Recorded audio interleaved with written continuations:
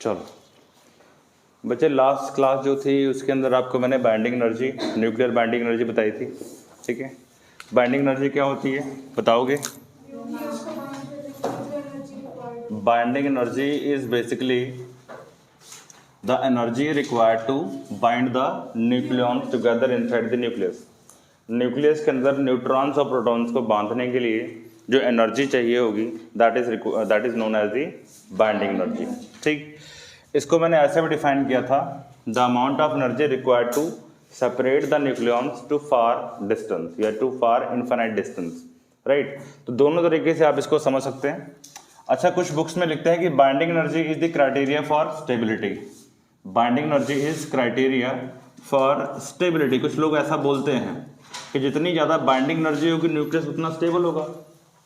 Suppose करो कि एक न्यूक्लियस है और इसकी बाइंडिंग एनर्जी है 200 मेगा इलेक्ट्रॉन वोल्ट। अच्छा, एक मेगा इलेक्ट्रॉन वोल्ट या एक इलेक्ट्रॉन वोल्ट कितना होता है भाई? 1.6 10 की पावर माइनस 19 जूल। तो एक जूल कितना होगा? 1 जूल। 1.6 है कितना होगा ये? 1 joule will be equal to 1/1.6 10 की पावर 19 इलेक्ट्रॉन वोल्ट। ये वैल्यू बनेगी आपके पास। ठीक है, तो ये आपको कन्वर्जन बच्चे याद रखनी है। अगर मैं यहाँ पे लिखूँ 1 मेगा इलेक्ट्रॉन वोल्ट या 1 MeV, इसको ऐसे नहीं लिखना आपने स्मॉल MeV, ये गलत हो जाएगा। Capital M mega electron volt, इसको हमेशा ऐसे लिखना है। तो ये जो वैल्यू होती है ये होती है 10 की पावर 3 कर देंगे मेगा के लिए 10 की पावर 3। ठीक है, नहीं सॉरी 10 की पावर 6 आएगा यहाँ पे। 10 की पावर 6 इंटू इलेक्ट्रॉन वोल्ट की वैल्यू कितनी है? 1.6 10 की पावर माइनस 19 जूल्स। ठीक है, तो 1 मेगा इलेक्ट्रॉन वोल्ट आपका बनेगा 1.6 10 की पावर माइनस 13 जूल। ये कन्वर्जन याद रहेगी, इंपॉर्टेंट कन्वर्जन है, क्योंकि जब आपको न्यूमेरिकल्स कराएंगे तो वहाँ पे ये MeVs में एनर्जीज गिवन होती हैं। देखो, एटम्स की जो ऑर्बिटल एनर्जीज होती हैं they are of the order of electron volt, लेकिन जो न्यूक्लियस की एनर्जीज होंगी वो मेगा इलेक्ट्रॉन वोल्ट्स में होती है। तो मेरे पास में 200 मेगा इलेक्ट्रॉन वोल्ट न्यूक्लियस की बाइंडिंग एनर्जी है, और अपने पास में एक और न्यूक्लियस है जिसकी बाइंडिंग एनर्जी है से 15 मेगा इलेक्ट्रॉन वोल्ट है। ठीक है, अब आपसे पूछते हैं कि भाई इन दोनों में से कौन सा ज़्यादा स्टेबल है? Which one of the two is stable? कौन सा स्टेबल है? जिस न्यूक्लियस को तोड़ना ज़्यादा मुश्किल होगा वो न्यूक्लियस ज़्यादा स्टेबल होगा। अभी इसको तोड़ने के लिए आपको कितनी एनर्जी चाहिए? 200, और इसको तोड़ने के लिए कम एनर्जी चाहिए, यानी कि you will be needing 15 MeV, और यहाँ पे आपको 200 MeV चाहिए टू ब्रेक द न्यूक्लियस, यानी न्यूक्लियस को सेपरेट करने के लिए आपको यहाँ ज़्यादा एनर्जी देनी पड़ेगी। मतलब कि ये देर बाद टूटेगा, तो ये देर बाद टूटेगा और वो पहले टूट जाएगा। और पहले बात को मतलब कि इसमें आपको ज़्यादा एनर्जी खर्च करने पड़ेगी टू ब्रेक द न्यूक्लियस। तो क्या ये वाला न्यूक्लियस ज़्यादा स्टेबल होगा? कुछ बुक्स में लिखते हैं कि more binding energy more is the stability, but binding energy is not the stability. Binding energy is not the criteria for stability. Binding energy is not the criteria for stability. लिख देते हैं books के अंदर कि binding energy is criteria for stability, but मेरे हिसाब से binding energy is not criteria for stability. Suppose कर लो यहाँ पे बहुत सारे न्यूट्रॉन प्रोटॉन भरे हुए हैं, बहुत सारे। एग्जांपल लेते हैं, यूरेनियम 238 है और एक आयरन तुम्हारे पास में है 56। ठीक है, इसमें कितने नंबर ऑफ न्यूक्लियॉन्स हैं? 238। इसमें कितने नंबर ऑफ न्यूक्लियॉन्स हैं? 56। इसकी जो बाइंडिंग एनर्जी होती है वो करीब करीब 18, अब ये प्रैक्टिकल एग्जांपल ले रहा हूँ, इसकी होती है 1800 MeV और इसकी होती है 492 MeV। राइट, तो क्या ये वाला न्यूक्लियस ज़्यादा स्टेबल है? नो, ये हाईली रेडियो एक्टिव एलिमेंट है, ये अपने आप डिके होता रहता है, इसमें से अल्फा बीटा गामा रेडिएशन वगैरह निकलती हैं। ठीक है, तो दिस इज नॉट द, मतलब binding energy is not the criteria for stability. कुछ बुक्स में ऐसा लिखते हैं unfortunately, but this is not the criteria for stability. तुम इमेजिन करो, ये इतना बड़ा न्यूक्लियस है, इसके अंदर बहुत सारे न्यूट्रॉन प्रोटॉन भरे पड़े हैं, neutron neutron neutron proton proton, बहुत सारे न्यूट्रॉन प्रोटॉन भरे पड़े हैं। राइट, तो जितने ज़्यादा प्रोटॉन्स न्यूट्रॉन्स होंगे तो इन प्रोटॉन्स के अंदर रिपल्सिव फोर्सेस उतनी ज़्यादा होंगी। जितनी ज़्यादा रिपल्सिव फोर्सेस, मतलब कि this nucleus will tend to burst, ये फटना चाहेगा। न्यूक्लियर फोर्स मैं वही बता रहा हूँ,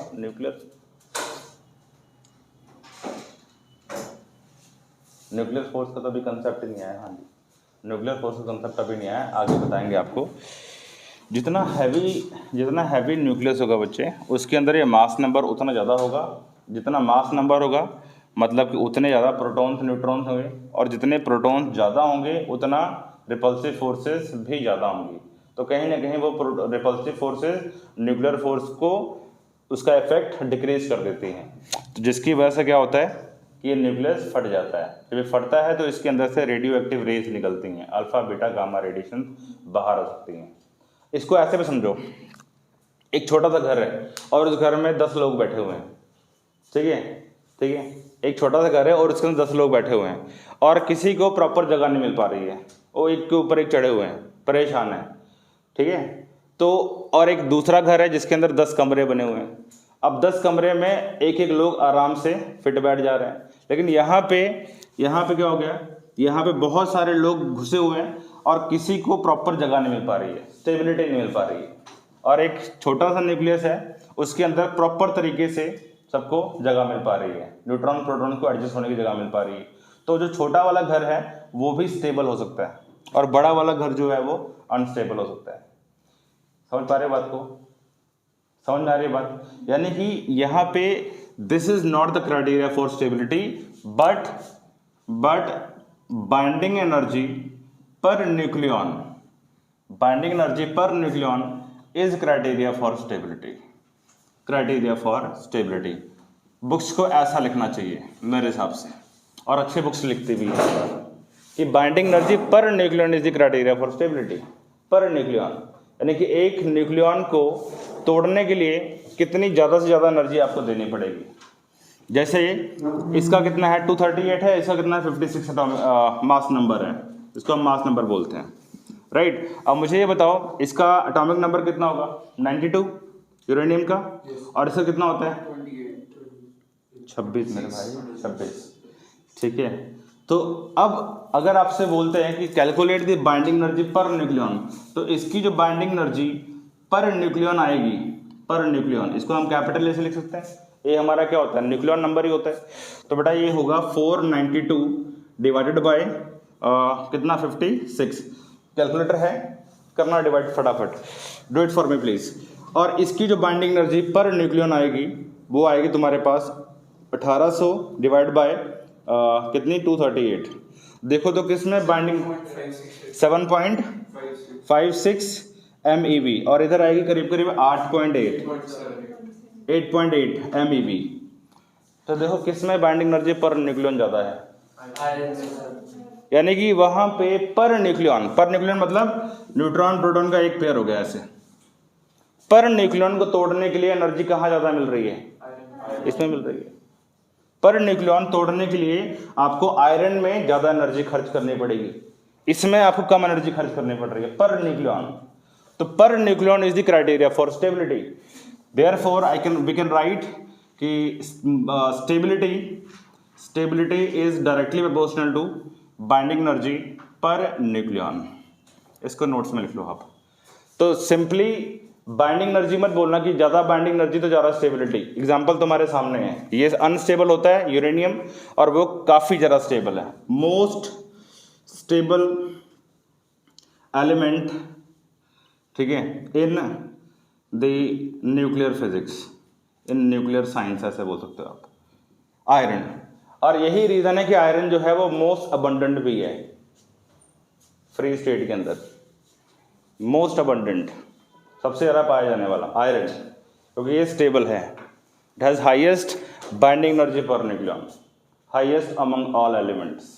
जितने भी एलिमेंट्स आप केमिस्ट्री में पढ़ते हो, कितने पढ़ते हो बेसिकली, कितने एलिमेंट्स हैं टोटल 100 प्लस है, कितने हैं टोटल 112 है 113 114 है, जितने भी हैं सभी में से सबसे ज़्यादा बाइंडिंग एनर्जी पर न्यूक्लियन आपको आयरन के लिए मिलती है। And this explain the abundance of the iron. Abundance समझते हो, ये सबसे ज़्यादा मिलता हो, दैट इज दी, उसके लिए वर्ड यूज करते हैं अबंडेंस, ठीक है जी। तो यूरेनियम का इतना बच्चे बाइंडिंग एनर्जी है, बट पर न्यूक्लियन अगर हम देखते हैं तो ये कम आ गई और वहाँ पे बहुत ज़्यादा है। ठीक है, मतलब कि वो बड़ा घर है और उसके अंदर हर एक न्यूक्लियन को अलग अलग जगह मिल रही है। यहाँ पे बेचारे ठूस ठूस के भरे हुए हैं, मतलब कि इनमें स्टेबिलिटी नहीं है, मतलब न्यूक्लियन नंबर बहुत हाई है। न्यूक्लियन नंबर हाई, आप इसको ऐसे भी दे सकते हो, high nucleon number means least would be the stability, इसको लिख सकते हो। हायर न्यूक्लियन नंबर, यहाँ पे एंड लिख लेना बच्चे, एंड हायर न्यूक्लियन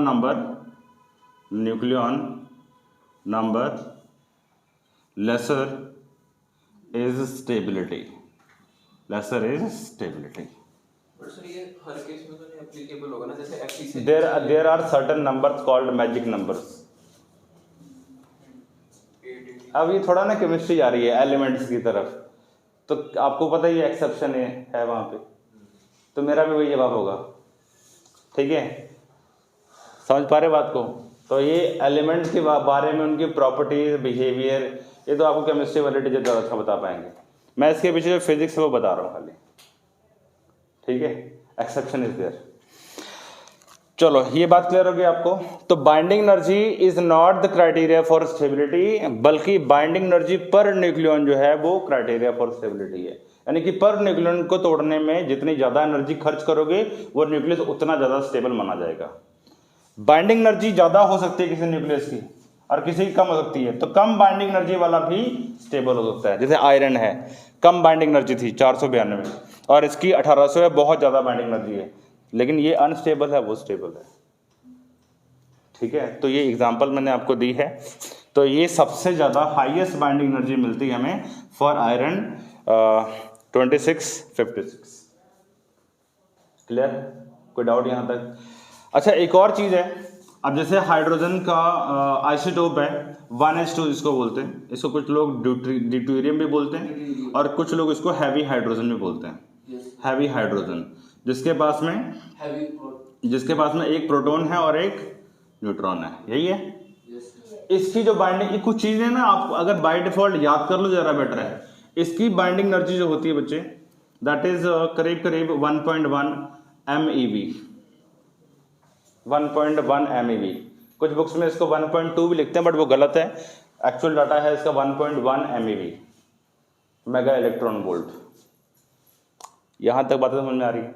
तो binding energy is not the criteria for stability, बल्कि बाइंडिंग एनर्जी पर न्यूक्लियन जो है जिसके पास ज़्यादा होगी वो ज़्यादा स्टेबल माना जाएगा, ये सारा कुछ हमें एक्सपेरिमेंट से डाटा मिला है, ऐसे थ्योरेटिकल नहीं है। ये हमें एक्सपेरिमेंट से डाटा मिला है, साइंटिस्टों के ऑब्जर्वेशन से डाटा मिला है।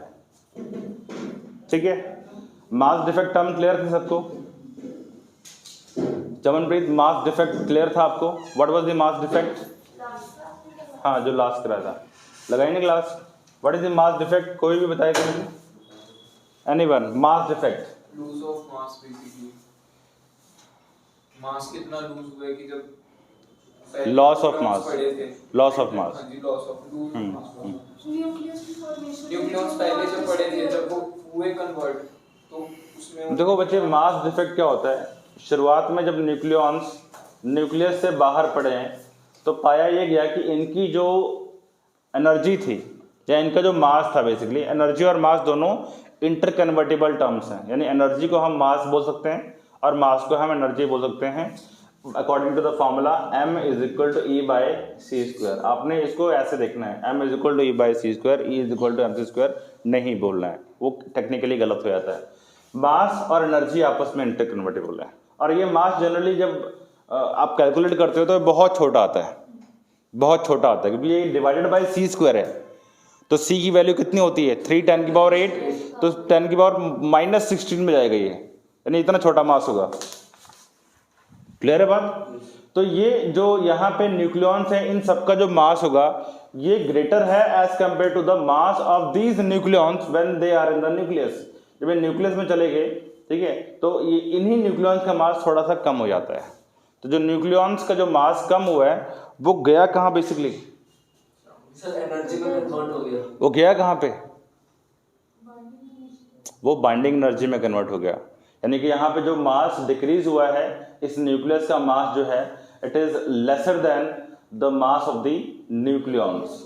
न्यूक्लियॉन्स का मास यहाँ ज़्यादा है, तो जो मास यहाँ पे डिक्रीज हुआ है, जो गायब हुआ है, that appears as the binding energy. ये कौन आ रहा है यार? Who is this calling? हैं? तूने देख लिया? ओके, क्लियर है बात? कोई डाउट यहाँ तक? याद आ रहा है आपको? तो डेल्टा एम हम लोगों ने निकाला था उस दिन। डेल्टा एम की वैल्यू क्या थी? Z M P plus A minus Z into mass of neutron minus mass of the nucleus, capital N. ये लिखा था हमने। और बाइंडिंग एनर्जी को डिफाइन करने के लिए हमने क्या लिखा था? Delta M into C square, यही लिखा था हमने। पहले ये बताओ, यहाँ तक क्लियर है सबको? इसमें कोई डाउट किसी को? देख लो अभी भी। चले आगे बढ़े? चलो, अब आपने कैलकुलेट करना है। Write down, calculate the binding energy, calculate the binding energy corresponding to the mass defect of 1 AMU। एक पेज देना, rough page. Calculate the binding energy corresponding to mass defect of 1 AMU। ओ यार, खराब page दे दो, board erase करना है। Calculate the binding energy corresponding to mass defect of 1 AMU। कैसे करेंगे solve?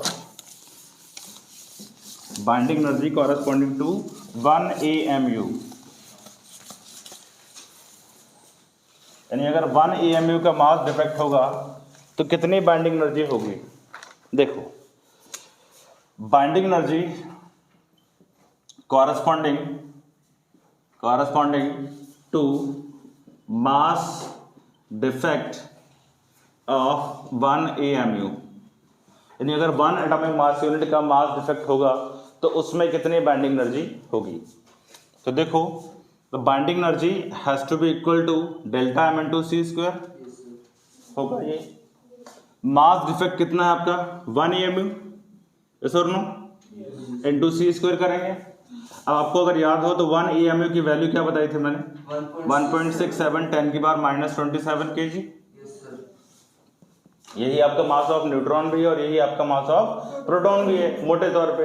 Otherwise mass of neutron थोड़ा सा ज्यादा होता है, राइट? बट न्यूमेरिकल्स के लिए हम इसको लेके चलेंगे। तो बेटा 1 AMU कितना हो गया? 1 इंटू 1.67, 1 AMU ना, तो 1 इंटू 1.67 10 की पावर -27 इंटू सी स्क्वायर, यानी कि 3 10 की पावर 8 और इसका स्क्वायर करोगे। ये वैल्यू किस में आएगी आपको? जॉल्स में मिलेगी, ठीक है जी। ये वैल्यू आपको बाइंडिंग एनर्जी जूल्स में मिलेगी। बट यूजुअली एटॉमिक फिजिक्स में एटम्स या न्यूक्लियस में जब हम बात करते हैं तो उनकी एनर्जीज बहुत छोटी होती हैं, तो उनको हम लोग इलेक्ट्रॉन वोल्ट्स में एक्सप्रेस करते हैं या मेगा इलेक्ट्रॉन वोल्ट्स में एक्सप्रेस करते हैं। तो फिलहाल अभी किसकी बात हो रही है? न्यूक्लियर एनर्जीज की बात हो रही है। याद रखना, एटम्स की एनर्जी इलेक्ट्रॉन वोल्ट्स में होती है, जो आप पढ़ चुके हो बोहर मॉडल के अंदर, और न्यूक्लियस की एनर्जीज मेगा इलेक्ट्रॉन वोल्ट के अंदर होती है, स्लाइटली हायर। क्यों? वाई? क्योंकि न्यूक्लियॉन्स को बांधने के लिए एक बड़ी स्ट्रॉन्ग फोर्स चाहिए होती है, that is the nuclear force. तो उसके अगेंस्ट हायर पोटेंशियल एनर्जी बनती है किसके पास? न्यूक्लियॉन्स के पास। अगर आप लोगों ने न्यूक्लियर वेल पढ़ा है कभी केमिस्ट्री में, लास्ट ईयर केमिस्ट्री में, potential energy versus the inter atomic distance, तो ये वेल इस तरह से बनता है बच्चे, ऐसे बनता है, ये ऐसा वेल बनता है। पढ़ा है ये नहीं पढ़ा? पहली बार पढ़ा, पहली बार देख रहे हो? चलो बताएंगे इसके बारे में भी। तो ये बाइंडिंग एनर्जी जो होगी बच्चे आपकी मेगा इलेक्ट्रॉन वोल्ट्स में निकलेगी, तो उसको हमें कन्वर्ट करना पड़ेगा। ये कितना वैल्यू आ गया तुम्हारे पास? इसको सॉल्व करोगे 10 की पावर -27 9 10 की पावर 16, ठीक है। अब अगर मैं इसको मेगा इलेक्ट्रॉन वोल्ट में कन्वर्ट करूंगा तो मुझे क्या करना पड़ेगा भाई? डिवाइडेड बाय 1.6 into 10⁻⁻19 13 बच्चे, 13, ठीक है। -13 करना पड़ेगा ना, क्योंकि 1 MeV कितना है आपका? 1 MeV is equal to 1.6 10⁻⁻13 joules. Simple, right? Okay, गड़बड़ कर रहे हैं क्या? नहीं, ठीक है, करो। कितना वैल्यू आता है आपके पास? है 9.37 आगे 10⁻²?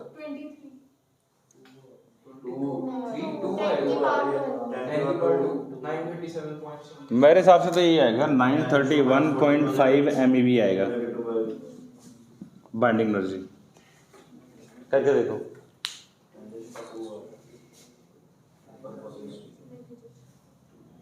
मेरे हिसाब से तो ये आना चाहिए।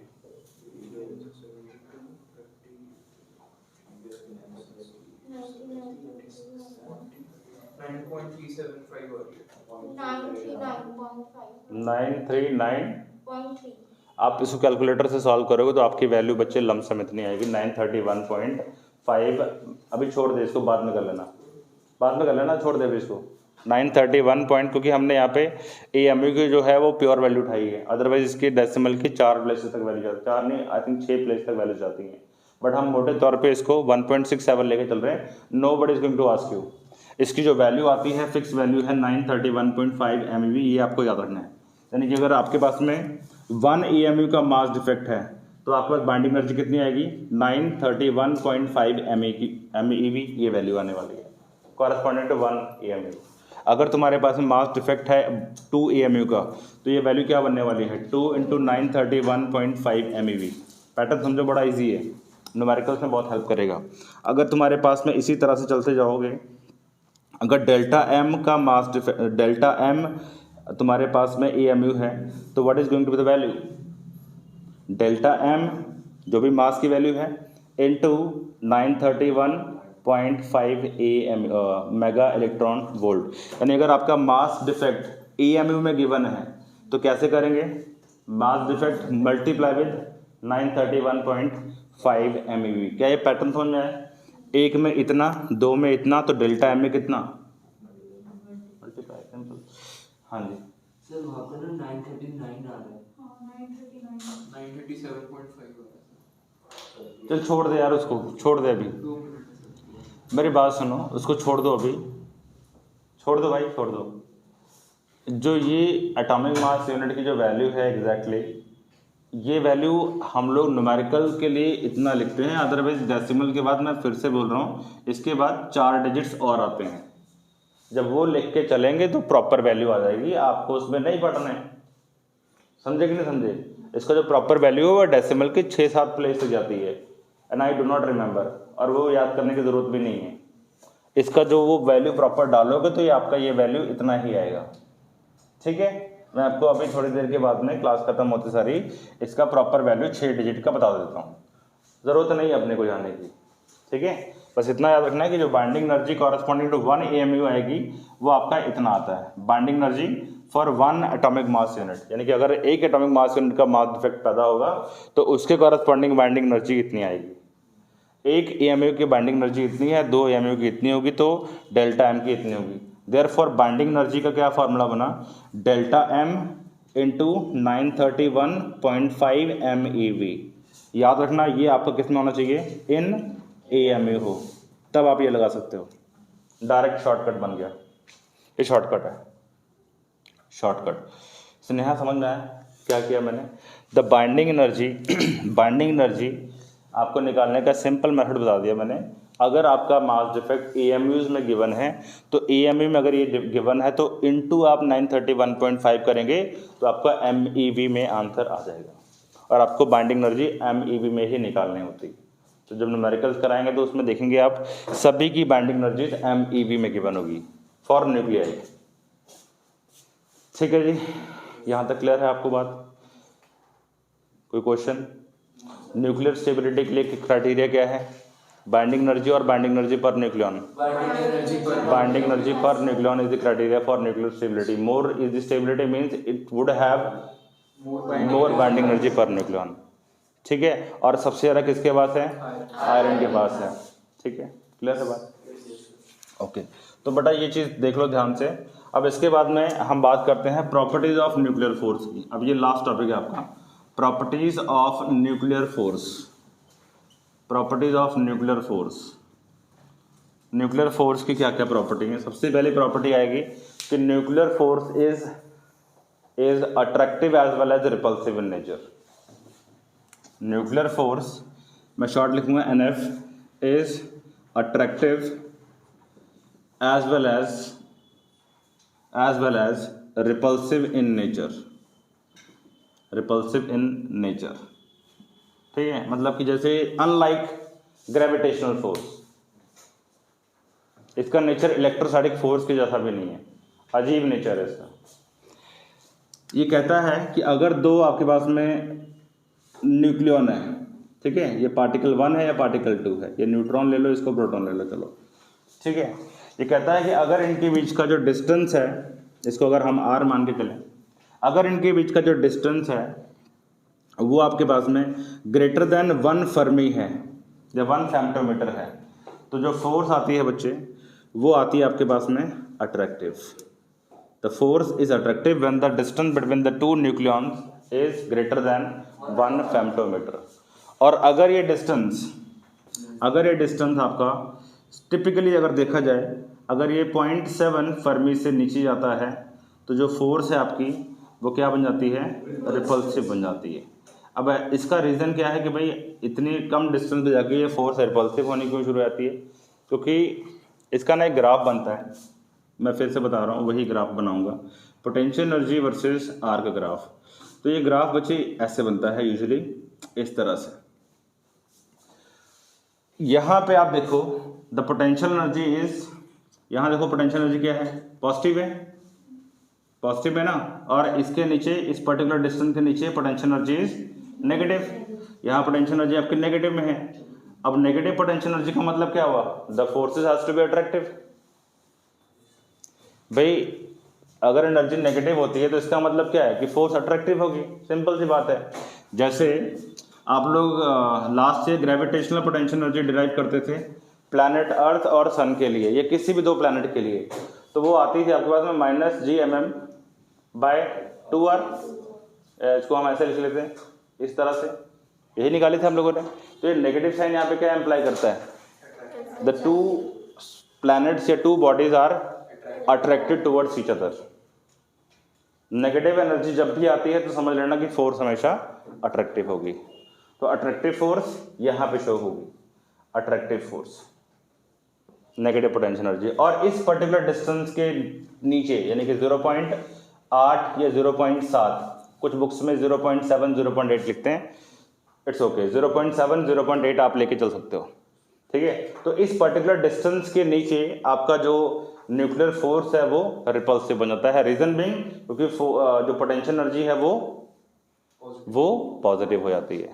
और आपको मालूम होगा कि जब पोटेंशियल एनर्जी पॉजिटिव होगी तो इसका एक बहुत बड़ा प्रॉब्लम है कि वो न्यूक्लियस स्टेबल नहीं हो पाएगा।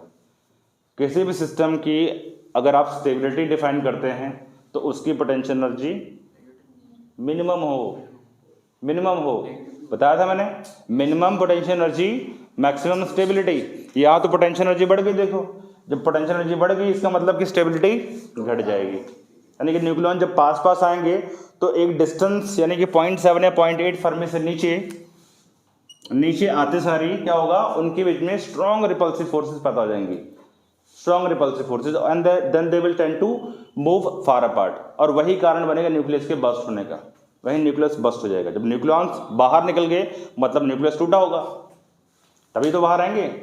बिना न्यूक्लियस टूटे तो न्यूक्लियॉन्स बाहर नहीं आएंगे।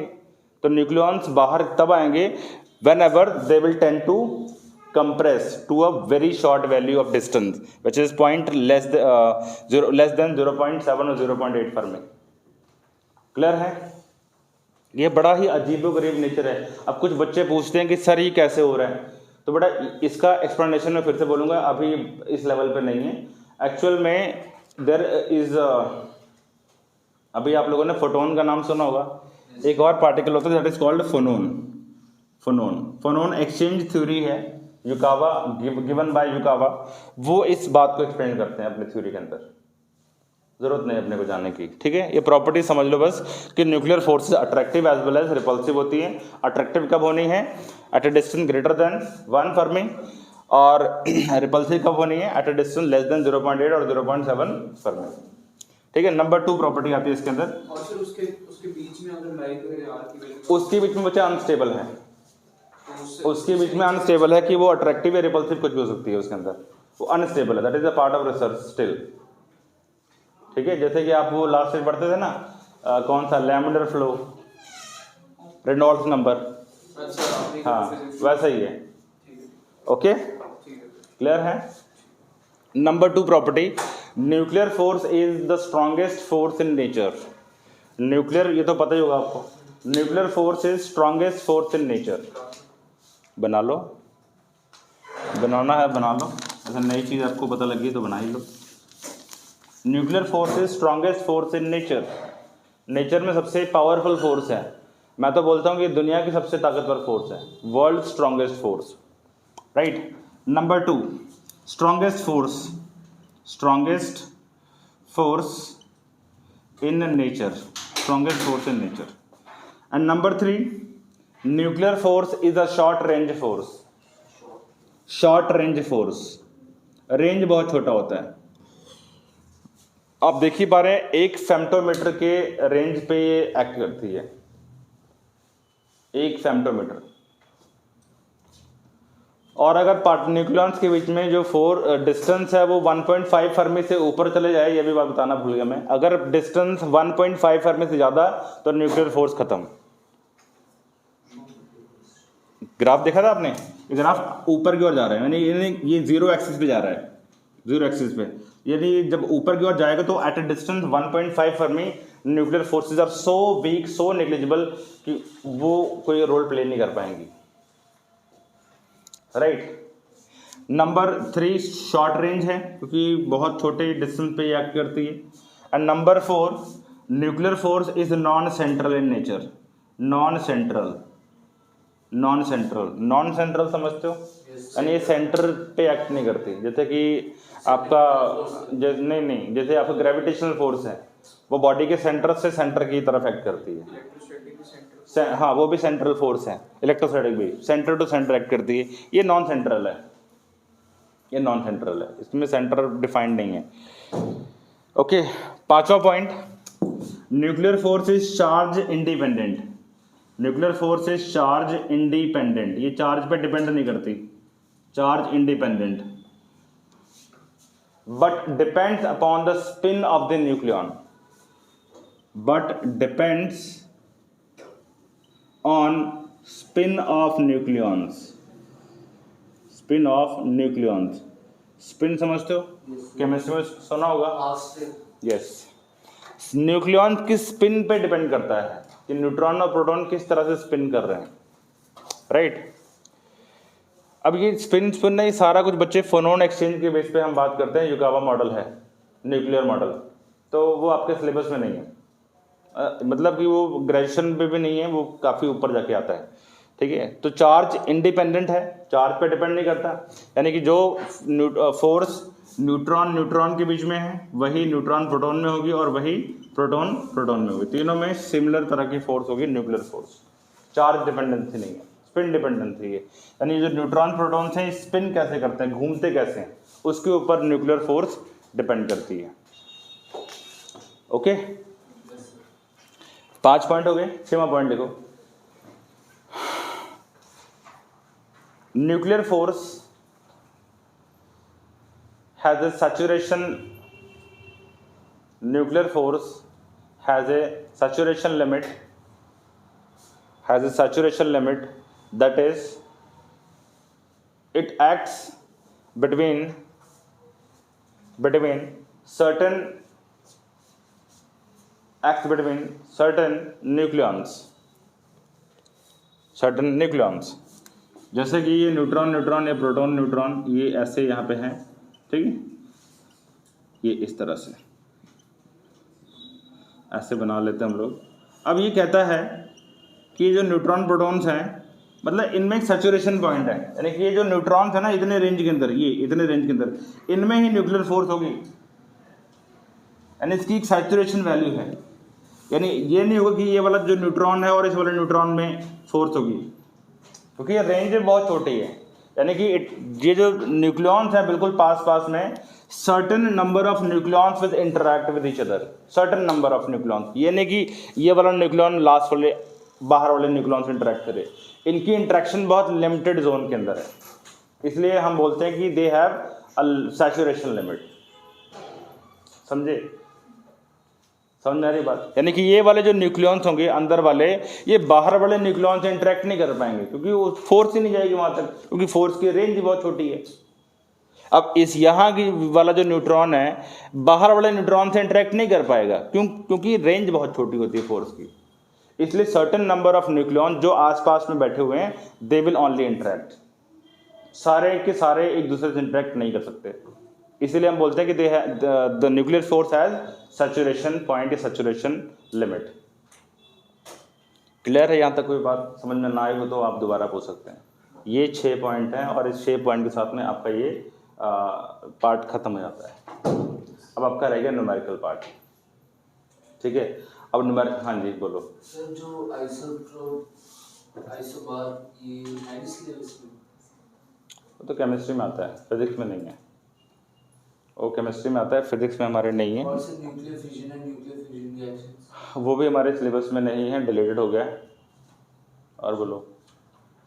और सर वो nuclear star, neutron star sir, वो कभी भी सिलेबस में नहीं था, वो फिजिक्स में। आपसे पूछना है सर जॉब। हाँ मैं बता दूंगा, सेपरेटली बता दूंगा, ठीक है? अभी के लिए बच्चे इतना सफिशेंट है, ठीक है? एंड अगर किसी की कोई क्वेरी है इस टॉपिक की कनेक्ट में या इसके साथ कनेक्टेड क्वेरी है तो आप पूछ सकते हैं इसके साथ में। हाँ सर आइसोमर क्या होता है? अरे कहाँ से है बंदा ये हैं? एसिड में पढ़ा था सर। यार आइसोमेरिज्म मेरे सिलेबस में नहीं है भाई, आइसोमर सर, वही बोल रहा हूँ, आइसोमर से आइसोमेरिज्म केमिस्ट्री में सुना था मैंने कभी, केमिस्ट्री में आता है आइसोमेरिज्म, आइसोमर्स वगैरह, पॉलीमर्स, आइसोमर, ये सब उधर आते हैं बच्चे, अपने को दूर दूर से कोई लेना देना नहीं, ठीक है? सही है भाई, यहाँ तक कोई डाउट? अगला चैप्टर अच्छा है हैं? ये दो तो ऐसे ही थे, अगला चैप्टर अच्छा है। चलो एक क्वेश्चन है, निकालो, सॉल्व करो इसको। Solve it. Calculate the binding energy for copper nucleus. Calculate the binding energy for copper nucleus. ठीक है? बाइंडिंग एनर्जी आपको निकालनी है। आपको न्यूट्रॉन नंबर भी पता है कैसे निकालना है, एटॉमिक नंबर भी पता है कैसे निकालना है, ठीक है? और मैं आपको वैल्यू दे देता हूँ।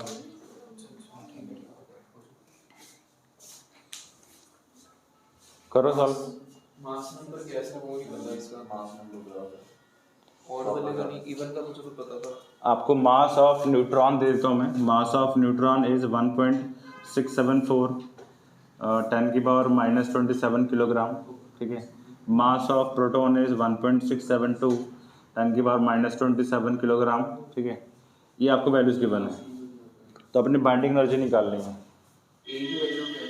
हैं? ए की value mass number of copper. वो तो आप देखो क्या होती है। सर अब ऐसे याद थोड़ी ना हर एक एलिमेंट का, इवन को तक फिर निकल जाता। एटॉमिक नंबर तो 29 है। ये तो पेपर में गिवन ही होगा सर। किसी को बुक पढ़ी, कोई बुक पढ़ी है? वॉल्यूम 2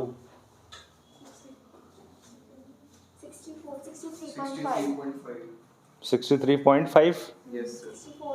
64 ले लो आप, 64 ले लो इसका मास नंबर वैसे प्रॉपर का। एग्जाम में गिवन होगा ना? एग्जाम में गिवन होगा, प्रॉपर वैल्यू गिवन होती है।